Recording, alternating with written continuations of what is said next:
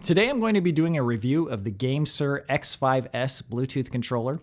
It's a telescoping controller, so you can use it with your phone, Switch 1, Switch 2, and because it's Bluetooth, you can also use it with a tablet, Steam Deck, or a PC. Gamesir sent this to me for free, but they don't have any say on the video and they don't get to see the video before it's released. Long story short, this is an excellent controller and a really good value. Brand new. It's $50 on Amazon, and you can get a refurbished version for $35. It's got Hall effect sticks, so there should be no drifting. It's got rumble built in, and it has analog triggers. There's only two things that I really don't like about this controller, so I'm just gonna get those out of the way right now. One is I do not like the feel of the grips. They have a lot of thickness, but they don't have a lot of length. So when I'm holding on to it, really only my middle finger and a little bit of my ring finger are actually holding on to the controller. The depth of these bulbs almost make it feel like it's harder to hold. I would have preferred a more flat grip that was longer, kind of like the backbone. The backbone has not too much depth in its grips, but they're a little bit longer. So when you're holding it, you have solidly your middle finger and your ring finger both holding onto it. That feels way better. Everything else about the controller, though, feels really great. Buttons feel great. The sticks are truly excellent. I cannot believe that sticks this good are on a controller this cheap and small. The triggers feel super solid. Buttons feel super solid. I just keep getting reminded that we are no longer in the Mad Catz era of third-party controllers when I use controllers like this. But yeah, back to the things I don't like. The main issue that I have with this controller is the way that you connect to different devices. There is an instruction manual that it comes with, and there's all sorts of different button combinations that you can go through to change stuff. And I acknowledge that this is probably just me being stupid, but it takes me a long time to remember what button combinations I need to press to connect to what device. But anyways, I'm going to test out all these different devices and show you what I like about the controller. And in the process of switching between devices, I can show you how much trouble it is to remember the different combinations and how it's also a little bit finicky to switch between devices. So just for starters, it's already connected to my phone using the DualShock 4 mode. I'll get into the modes in a second, but this is what it's like when it's already connected. We will load up Shredder's Revenge here, and then you can just pop it into the controller by telescoping it out. And it doesn't actually need to be mounted to the controller to use it, of course, because it's Bluetooth. But just to give you an idea of what the controller is like, quite responsive, buttons feel good. Analog sticks are great, as I said earlier. You can use the D-pad, of course. Yeah, basically, it's just weird how unremarkable it is. It works just like you would expect. It doesn't feel like you're playing something cheap or different. It just does the job well, which is what you really want from a controller. So I think that's why I'm having a little bit of trouble reviewing this, because there's not much for me to say that hasn't already been said, and it just works well. As long as there's no reliability issues and that everybody's kind of getting the same build quality as this one, it's just really solid. Anyways, now let's switch over to the Switch 1. To change the modes, you hold the home button and press either Y, B, or A. Currently, for the phone, I'm in the B mode, so you press home and B, and it'll basically act like a DualShock 4. It's actually already connected to my Switch 1, so we can just hold home button plus Y, and it's gonna flash red. And since it's already connected, I can just hit A, and we're good to go. In fact, let's put it in the controller, just to make it easier for you to see. And everything works well, just like you would expect. And it even has gyro. Which, I mean, that's, I think, one of the things that impressed me the most is like, man, this thing has gyro too.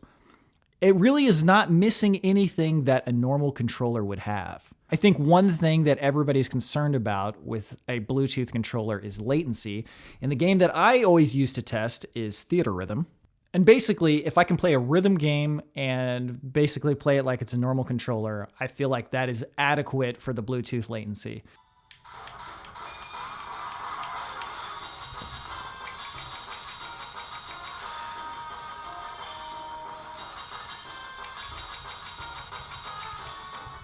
Not very good anymore.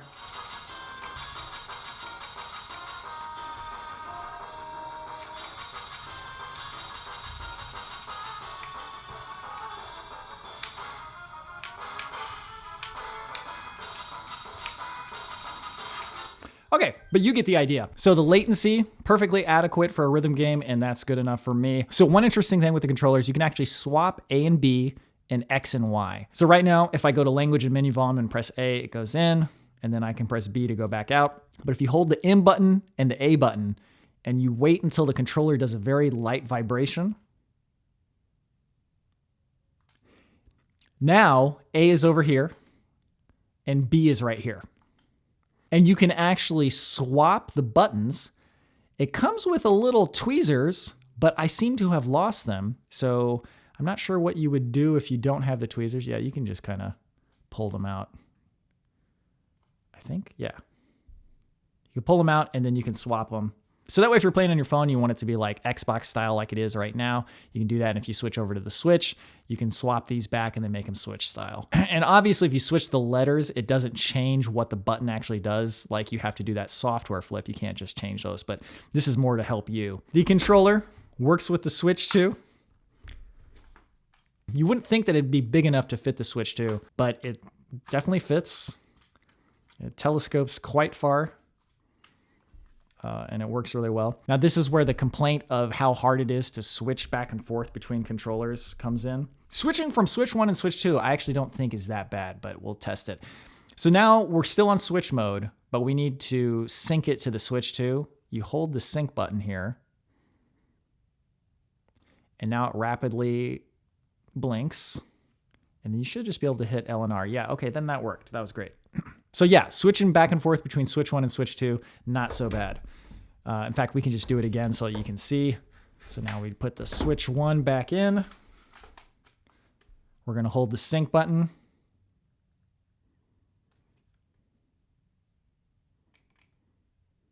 It should connect. There we go. Okay, yeah. So that's actually pretty good. But switching to my phone, for instance, sometimes that can be finicky. To switch back to the phone mode, you hold the home button plus B. And I think it, oh, is it connected? Oh, it automatically connected. Actually, this is kind of nice because this is showing me that it actually does work pretty well. I don't know why it wasn't working so well for me earlier. I do think maybe switching from iOS device to iOS device, that was giving me trouble before too. So let's give that a shot. If I hit the sync button,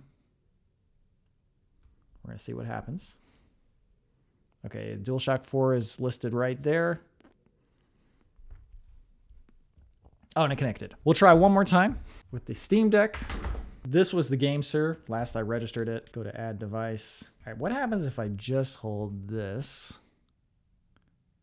So this is kind of what I was talking about. I'm trying to switch over to the Steam Deck, and I'm in the right mode, and it should be syncing, but it's not showing up. And I never know if it's from the device or the Gamesir. Okay, let's remove the old one. Forget.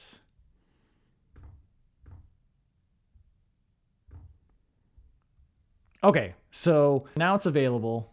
Let's hit wireless controller.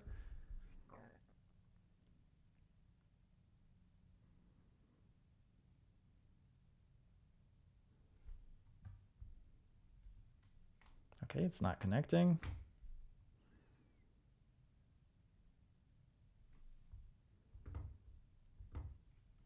Let's try again.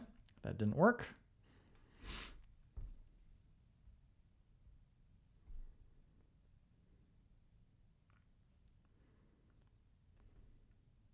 Okay, now we're connected. All right, here we go. Although it's not working at the moment. There it goes. Okay, now it's connected. All right. Options, continue. Okay, so the process of switching between devices can be a little bit fiddly. So if you're not going to be switching devices too much, it's not that big of a deal. But if you are going to be switching devices a lot, that is a pain point. And it's a pain point I've experienced every time with these type of controllers. So in conclusion, I think this is a very good controller. At $50, this is a good value. At $35 for a refurbished version, it is a very good value. Like I said, the way these grips feel is not my favorite, but they are serviceable and everything else is so high quality, I'm willing to overlook that. Switching between devices can be kind of a pain, but when it works really well and it's very nice. There are some other features You can toggle the stick's dead zones. I will never be doing that, so I didn't even test it. You can do turbo functions for any of the buttons. That actually works quite well. I used it with Metroid Prime. You can adjust the vibration intensity, and that also works pretty well, although the vibration of this, I would say, is medium quality. You're not going to be writing home about this, but for the size and weight, you're like, oh, that's really nice. And then you can also change these triggers to be hair triggers. So as soon as you press it, it will activate and you don't have to worry about the analog nature of these. It comes with extra rubber pieces for the sides here. So if you want to adjust how much padding these have, you can do that. I'm not actually sure what the point of that is. Maybe different devices fit differently, but I just have it on these two standard ones. It also comes with a USB-C to A cable, which is pretty self-explanatory. You can actually use this wired and it'll be in wired mode. So if you're really worried about latency, you can actually do that too. You can do C to C or A to C, whatever works.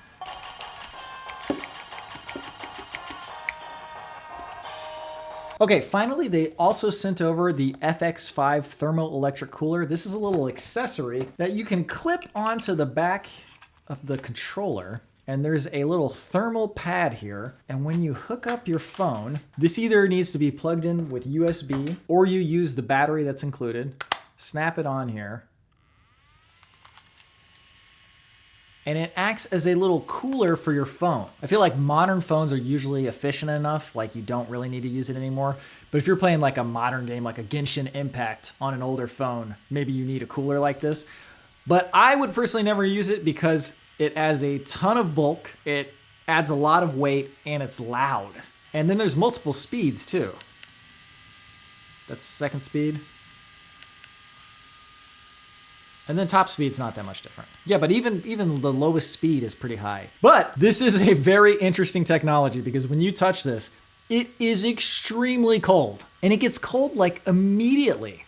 So if you have a need for something like this, it would actually work really well. But it's gonna add a lot of bulk. It's gonna make it look like a spaceship.